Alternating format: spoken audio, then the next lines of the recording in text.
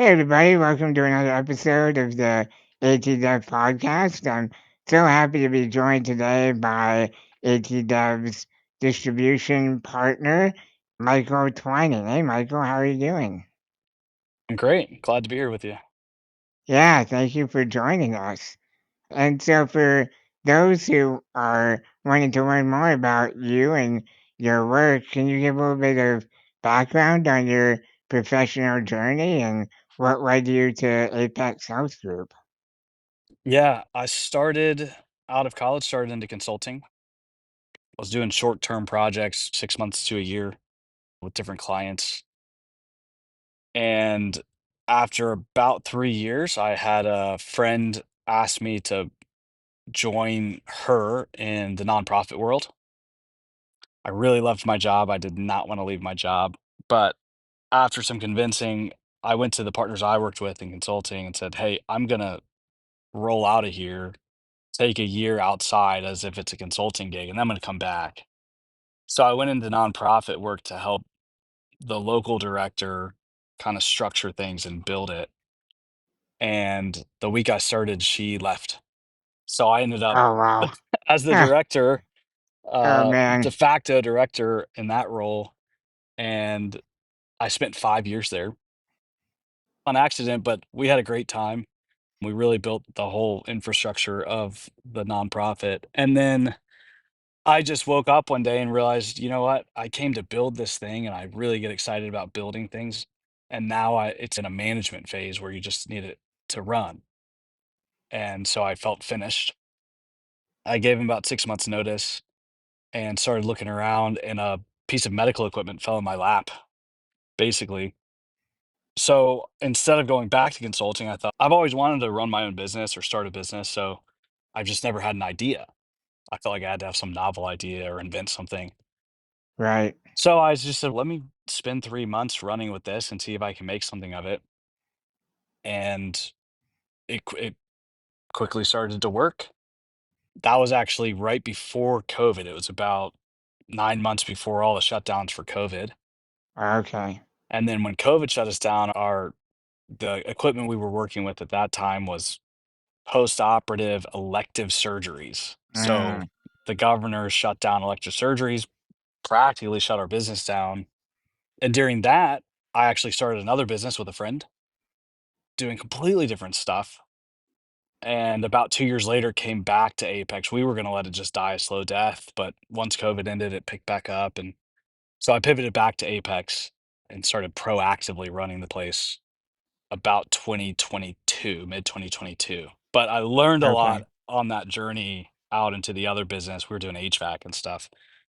So learned a lot that I've now taken back to Apex, which honestly, part of it was sourcing equipment and vendors and manufacturers. And so I learned a lot about that there and brought it back to Apex, which ultimately brought us together.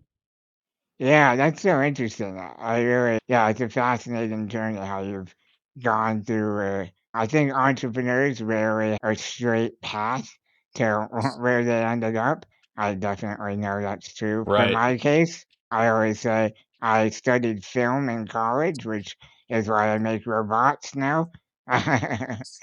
And yeah, that's funny. So, can you tell us a little bit more about Apex and what exactly you guys do?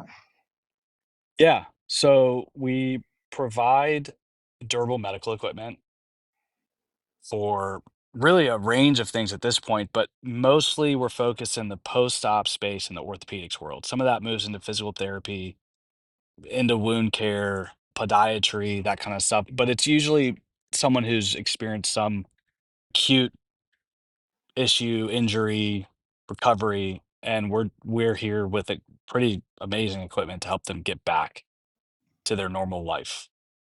Yeah, yeah, that's great.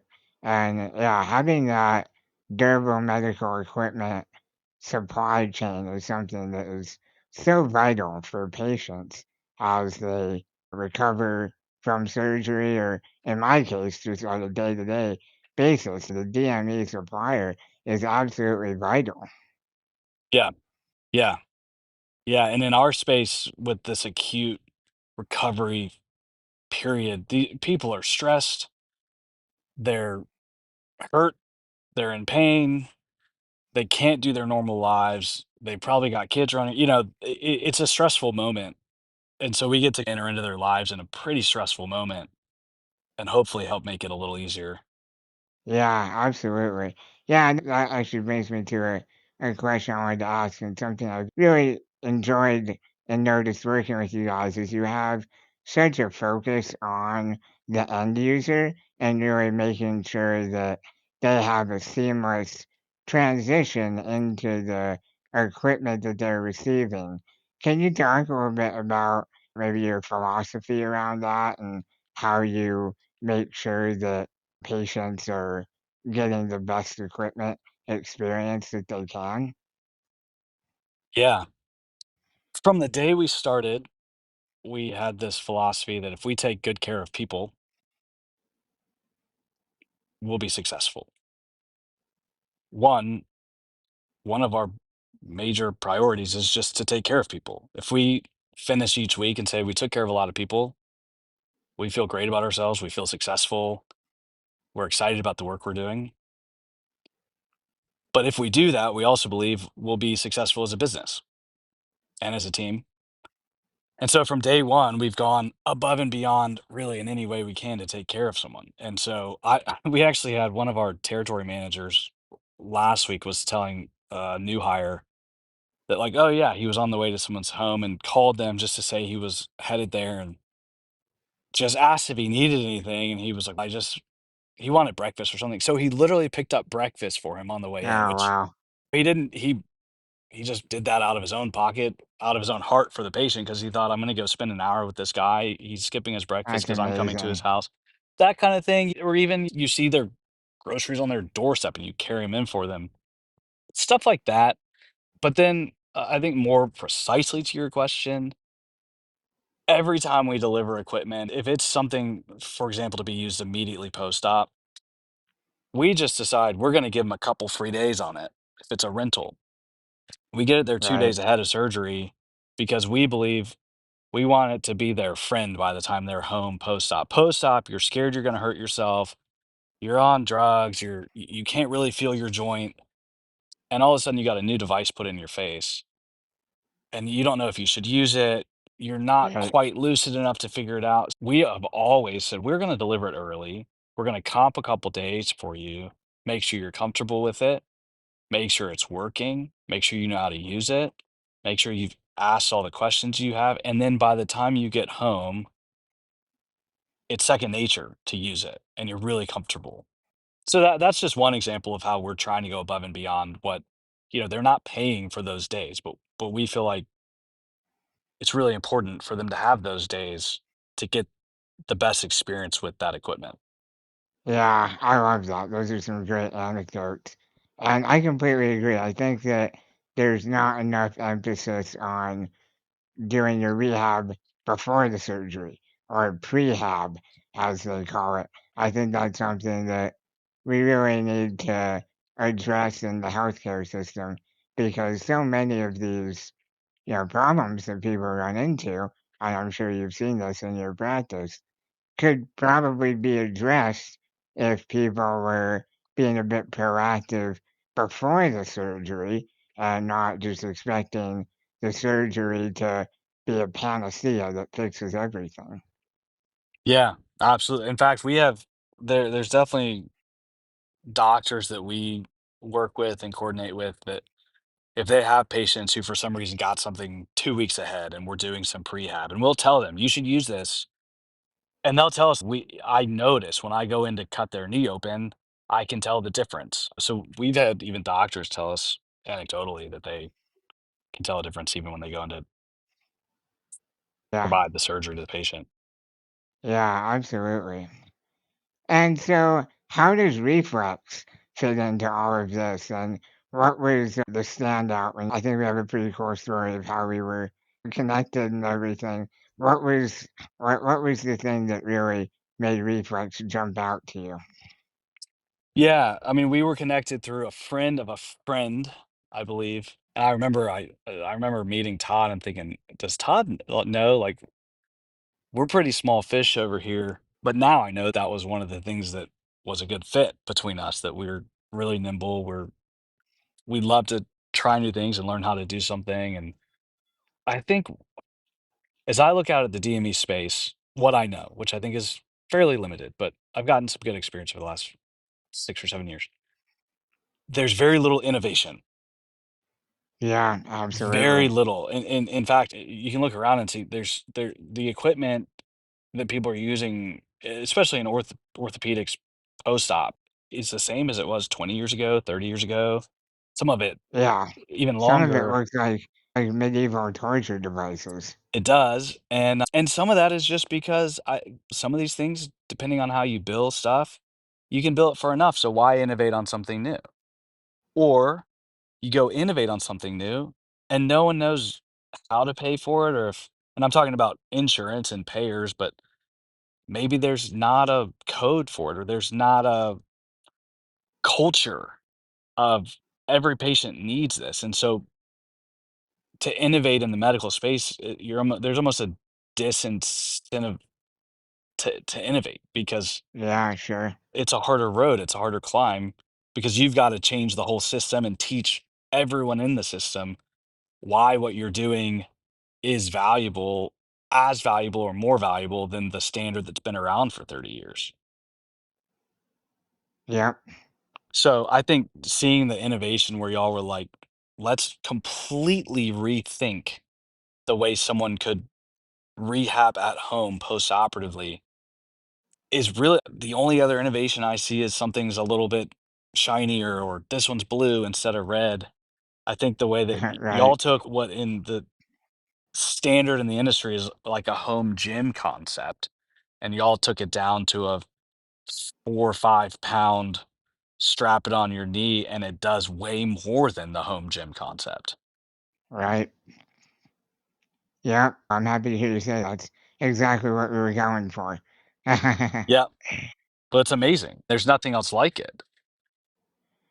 Yeah, it is exciting, and I think what you're saying from the perspective of the incumbents, the larger DME providers, there is not a lot of incentive for them to innovate a lot or make a new product if they have something that's making ends meet. Why change it and face the regulatory barriers that go with getting a new product to market? But for a startup like ATDev, we're in a different position where our incentive is to innovate and to disrupt and find some of those gaps that maybe other devices or manufacturers aren't meeting. And yeah, I think there's definitely an interesting shift in incentives between an already existing company versus a startup. Definitely. Yeah.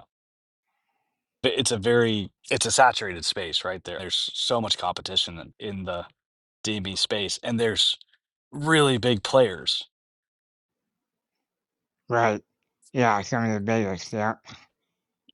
So, from your perspective, what trends do you see that are shaping the future of physical therapy and rehab technology? Is there any major trends or things that you're seeing that are exciting?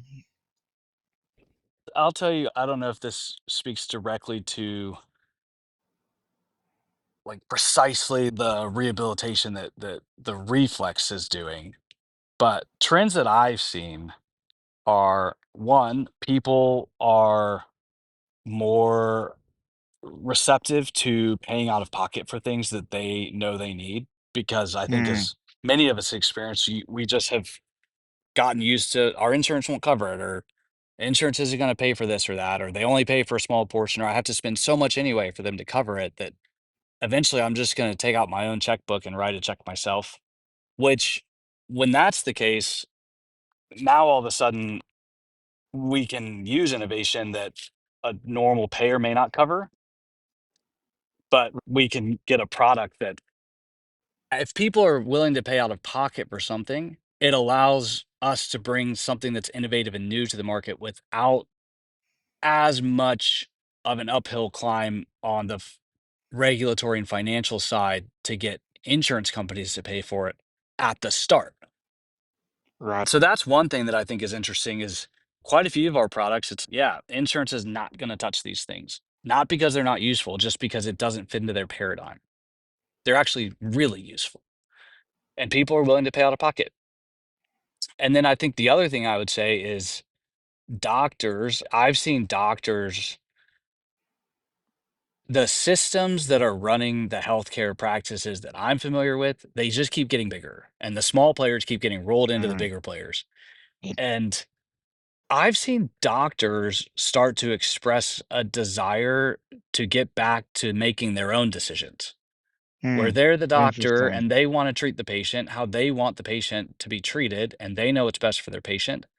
And I think generally there are providers out there who are saying the system's telling me I have to do this or that, but I think this is what's best for my patient. And so even on the ground floor of the surgeons providing the care, I see a willingness for them to break from what the larger system is telling them they should be doing and make individualized decisions for their patients, like utilizing a new device that's really innovative. Yeah. Oh, I love that. I think that, yeah, that sums it up perfectly. Yeah, wonderful. And so as you look to the future, and if you were to have a magic wand to remove barriers in innovation, what would that be? What's one thing that you would change? That's a good question. I think it would be related to that. I think it'd be related to the like the Wizard of Oz concept almost where someone in the back room is making decisions that are flowing all the way down to an individual patient's care. And Yeah, they don't know the patient. They're not familiar with the patient. They're not actually doing the procedure or helping the patient through their rehabilitation. But someone is calling the shots behind the scenes that either allow or disallow a patient to be helped by innovation. yeah, And I think if I could wave a magic wand and all of a sudden the ground level providers, the surgeons, the physical therapists had full autonomy to treat their patients with their intimate knowledge of the patient, I think we'd see a lot of innovation happen. I love that. That's great. Dropping knowledge bombs over here. Awesome, Michael. Thank you so much for your time today, and it's always a pleasure to chat. And for those who want to learn more about you and Apex, where can they go to find some more information? Yeah, our website is apexhg.com. It's currently being revamped. Stay tuned for some new website changes, but there's not much on there, and that's it's really a landing page for our customers to help direct them back to us as easily as possible. Awesome. Thanks for all the work you do, Michael, and thank you for our listeners for tuning in. And stay tuned until the next one. Bye bye. Thanks, Owen.